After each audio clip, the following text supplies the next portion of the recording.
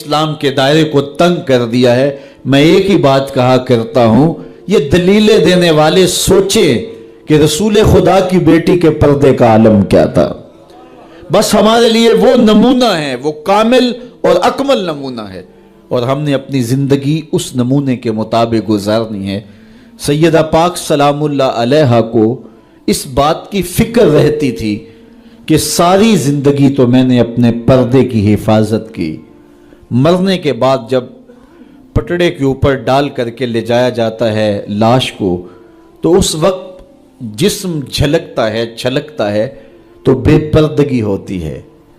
تو زندگی میں تو انسان اپنے پردے کی حفاظت کر لیتا ہے، لیکن جب جنازہ اٹھتا ہے تو اس وقت عورت کے جسم کی ڈیل ڈول ظاہر ہو جاتی ہے، اگرچہ اس کے اوپر پردہ پڑا ہوتا ہے۔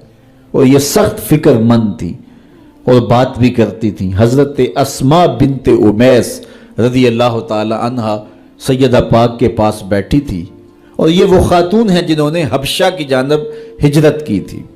جب مسلمانوں پر حالات تنگ ہو گئے تو 2 مرتبہ حبشہ کی جانب ہجرت ہوئی ہے، اور تیسری ہجرت جو ہے وہ مدینہ المنورہ کی جانب ہوئی۔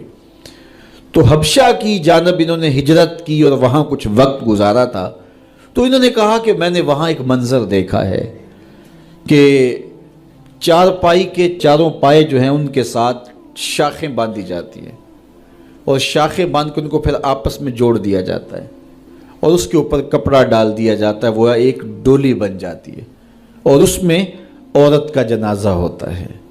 تو جب یہ بات سنی تو سیدہ کی خوشی کی انتہا نہ رہی، کہا یہ تو بہت اچھا ہوا۔ اور سیدہ پاک کا پھر جنازہ پردے کے ایسے ماحول میں اٹھتا ہے، اور رات کی تنہائی میں اٹھتا ہے، اور بہت تھوڑے لوگ جنازے میں شامل ہوتے ہیں۔ اور پھر سیدہ پاک سلام اللہ علیہا کے پردے کا عالم یہ ہے، اہل سیر نے لکھا ہے کل قیامت کے دن جب میدان حشر میں سیدہ تشریف لائیں گی تو 70,000 حوروں کے جلوہ میں ہوں گی، اور جب گزریں گی تو آواز آئے گی، یا اہل الجمع غدوا ابصارکم لأن فاطمہ بنت محمد حتی تمر۔ اے نبیوں، رسولوں، پیغمبروں، اے صالحین، نیکوکاروں، اے حشر کے میدان میں جمع ہونے والے لوگوں، اپنی نظریں نیچی کر لو، محمد کی صاحبزادی گزر رہی ہے۔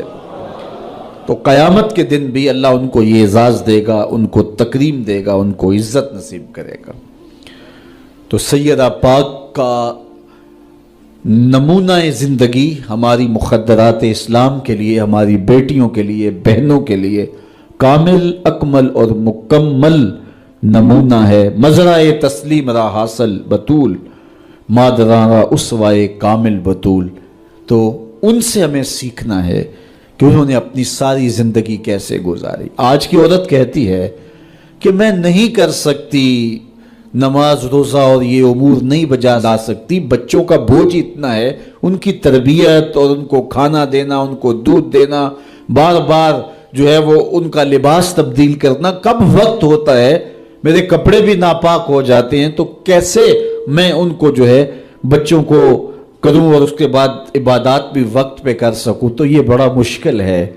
وہ حضرت سیدہ کو دیکھیں کہ آپ اپنے کندھوں پہ مشکیزہ بھی اٹھا کے لاتی ہیں، چکی بھی پیستی ہیں، بیٹوں کی تربیت بھی کرتی ہیں، شوہر کی خدمت بھی کرتی ہیں، اور مصلی بچھا کے جب کھڑی ہوتی ہیں تو ساری رات قیام میں، کبھی رکوع میں، کبھی سجدے میں گزر جاتی ہے، اور پھر کہتی ہیں مالک تیری راتیں اتنی چھوٹی ہیں، تیری بندی کا ذوق بندگی ہی پورا نہیں ہوتا، ایک تو رات اتنی لمبی بنا دے جی بھر کے تجھے سجدہ ہی کر سکوں۔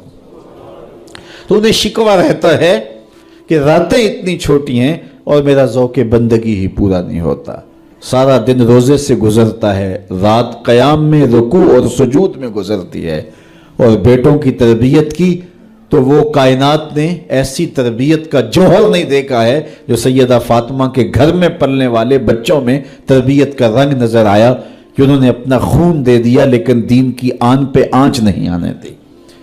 تو ان کی زندگی ہمارے لیے، ہماری مخدرات اسلام کے لیے، بہنوں، بیٹی اور ماؤں کے لیے کامل اکمل نمونہ ہے۔ میری بہن، میری بیٹی، تو مغرب کی ٹینو نہیں ہے، تو مشرق کی بیٹی ہے، تو کوئی دیا نہیں ہے کہ جس کو جو چاہے اٹھا کے لے جائے. تو گھر کی رونق ہے, عزت ہے, آبرو ہے. تو سمٹ جائے گی تو معاشرہ پھیل جائے گا. اور تو اگر گھر میں سمٹ کے بچوں کو سنبھال لے گی تو امت بحر و بر پہ قابض ہوگی. لیکن اگر تو گھر کو نہ سنبھالا تو پھر امت کبھی بھی بامراد اور کبھی بھی سرخرو نہیں ہو سکتی. اگر پندے ز درویش پذیری ہزار امت بمیرت تو نہ میری بطول باش و پنہا شو ازیں اثر کہ در آغوش شبیر بگیری. اقبال کہتا ہے کہ اے امت مسلمہ میری ایک بات مان لے, ہزار امت مر جائے گی, امت مسلمہ تجھے موت نہیں آ سکتی. اور وہ کیا ہے؟ اللہ اکبر. بطول باش, قوم کی بہن سے, بیٹی سے, ماں سے مخاطب ہو کے اقبال بولتے ہیں بطول باش, بطول بن جا, وہ پنہا شو ازیں اثر, اور زمانے کی آنکھ سے پوشیدہ ہو جا. پھر در آغوش تو شبیر بگیری, پھر تیری آغوش میں بھی حسین ابن علی کے جانشین پرورش پائیں گے. تو اپنے آپ کو سمیٹ کے اس کردار کے سانچے میں ڈال لیا جائے.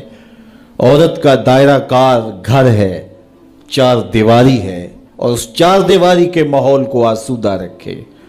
وہ باہر نکل کر کے جو ہے وہ گھر کی ذمہ داریوں سے دستبردار نہ ہو. یہ ذمہ داریاں مرد کی ہیں کہ وہ باہر نکلے اور ضروریات کو فراہم کرے.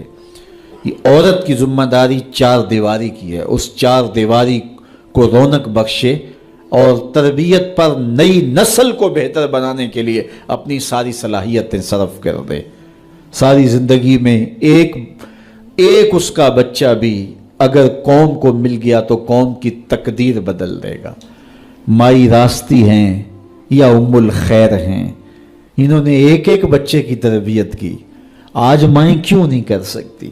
بابا فرید کی ماں بیٹے کے مزاج کو سمجھتی ہیں کہ یہ شکر کو بہت پسند کرتا ہے, تو شکر کی پڑیا مصلے کے نیچے رکھ دیتی ہیں, اور بیٹا مصلہ اٹھاتا ہے تو نیچے شکر کی پڑیا ملتی ہے. روز ڈیوٹی دیتی ہیں, اور بیٹا شوق سے نماز پڑھتا ہے, بعض میں شکر کی پڑیا بھی ملے گی.